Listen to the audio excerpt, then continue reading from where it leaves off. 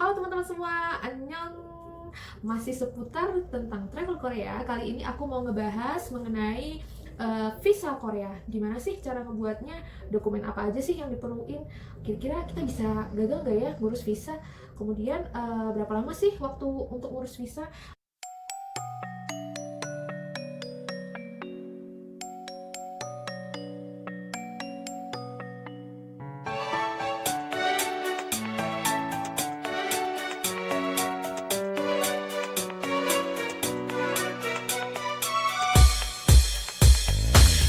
내 머리는 너무나 나빠서 너 하나밖에는 모르고 다른 사람을 보고 있는 넌 이런 내 마음도 모르겠지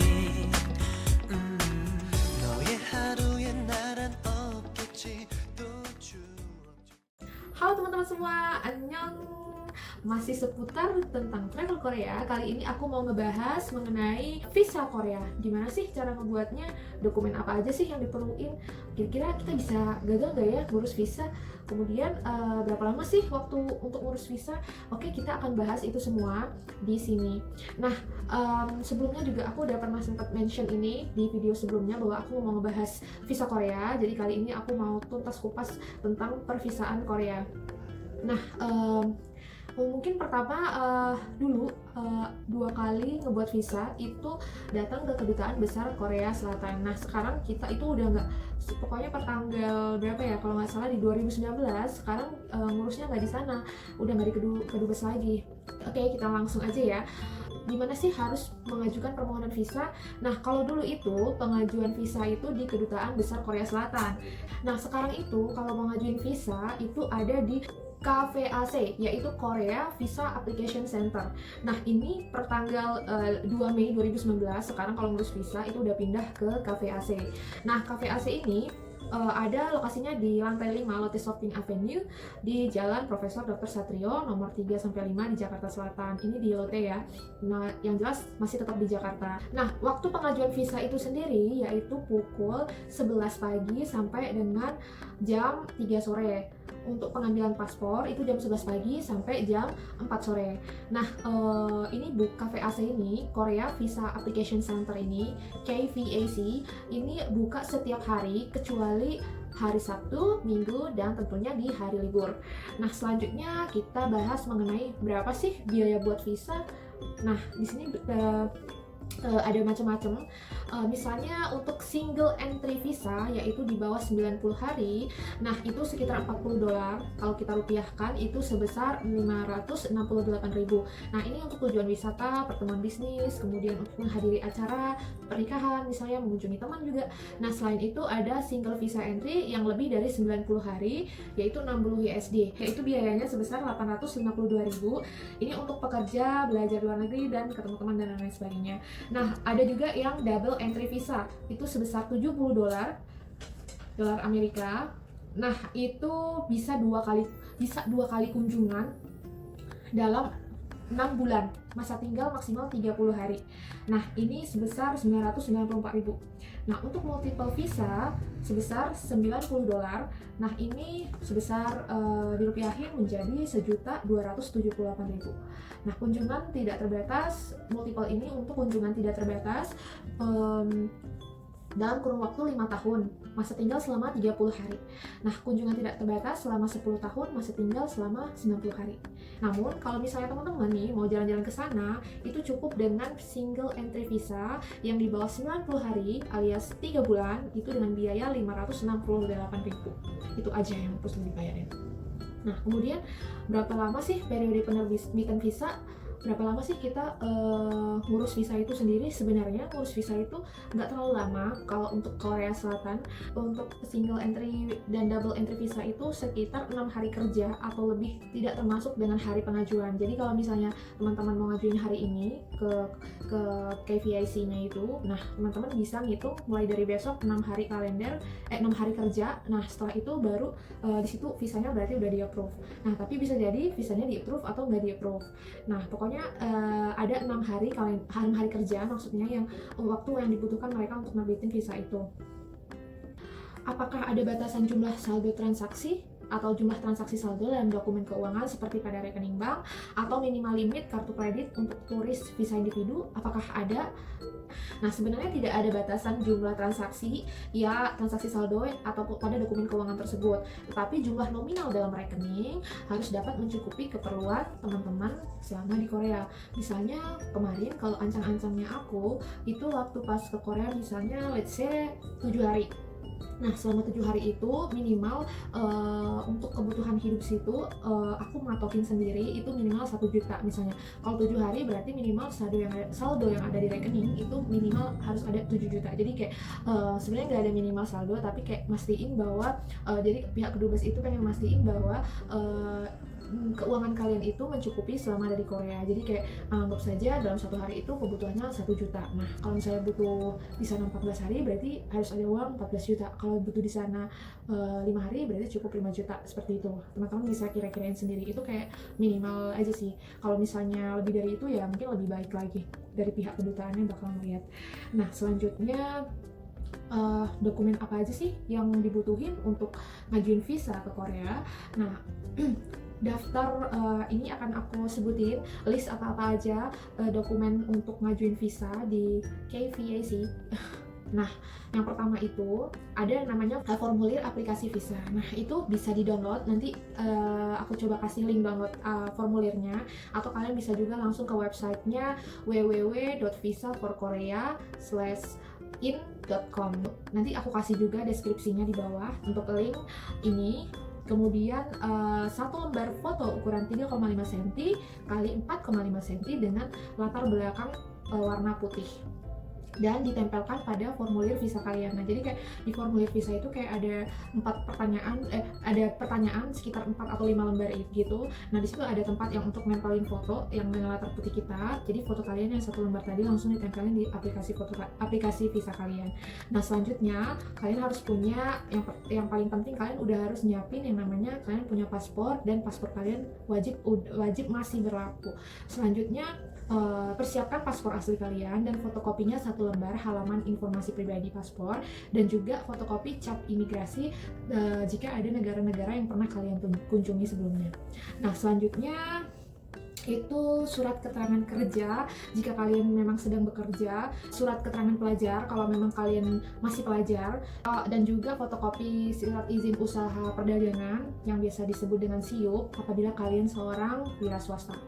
Selanjutnya fotokopi kartu keluarga, kemudian dokumen keuangan. Nah, dokumen keuangan aku akan nyebutin dokumen keuangan yang menjadi persyaratan untuk aplikasi visa ini. Nah, dari dokumen keuangan yang aku sebutin ini, kalian cuma diminta silahkan pilih 2. Jadi kalian boleh milih 2. Yang pertama itu detail transaksi bank selama 3 bulan terakhir. Waktu aku ngajuin visa, aku pakai nih transaksi bank selama 3 bulan terakhir. Jadi kita pergi ke bank, nanti minta cetak rekening koran selama 3 bulan terakhir. Nah, dan itu juga rekening koran ini adalah detail transaksi asli yang dikeluarkan oleh bank dan dicap basah oleh bank. Jadi ini benar-benar ngurusnya harus ke bank. Transaksi bank selama 3 bulan terakhir kita biasa sebut rekening koran ya, teman-teman. Nah, yang kedua ada slip gaji 3 bulan terakhir. Bebas nih teman-teman mau pakai slip gaji atau enggak nantinya. Yang ketiga adalah surat pembayaran pajak. Kalau kita biasanya sebut SPT tahunan. Nah, kalau misalnya di akhir tahun bagi teman-teman yang kerja itu kan suka dapat SPT tuh. Nah, SPT itu kalian fotokopi aja.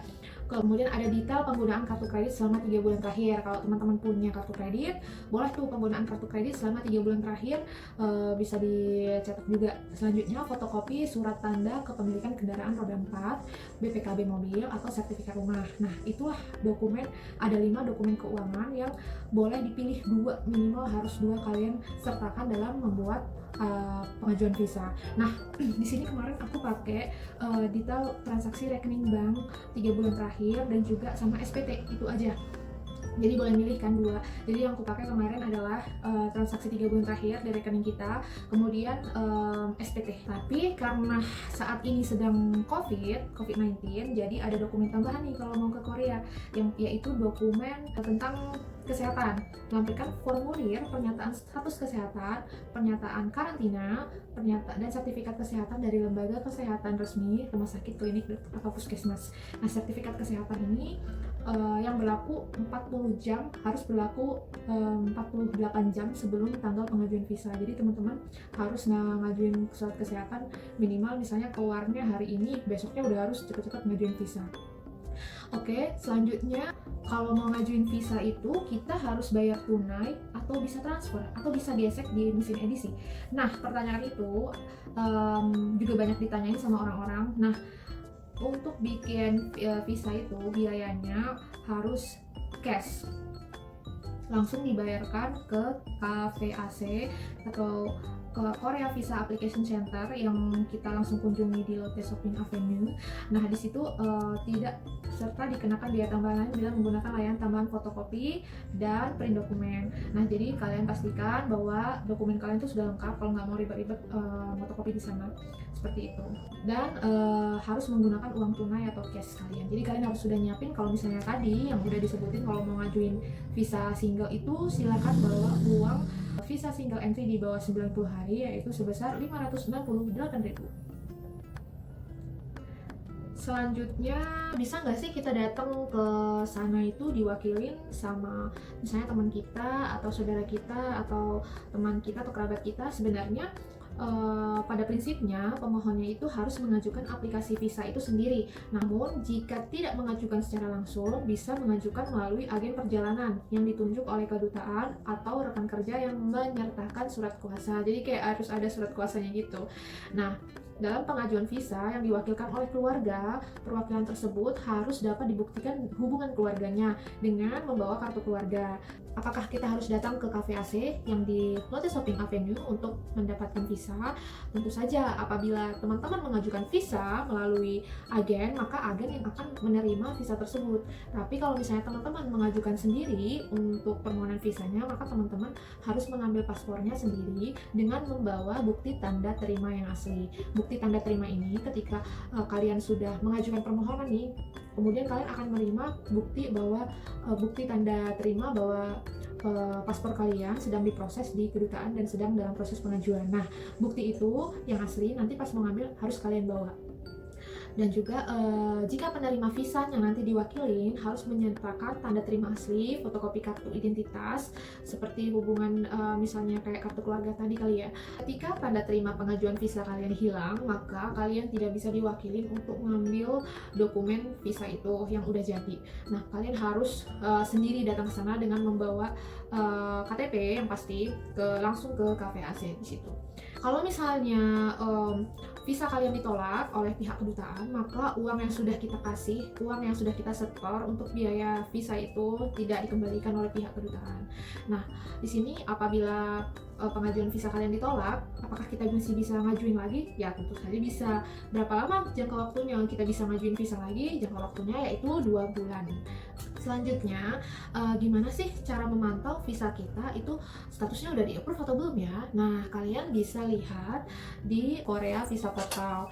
Nah, untuk websitenya itu di www.visa.go.kr. Nah, nanti aku coba tulisin di description untuk ngeliat status visanya. Nah, oke deh.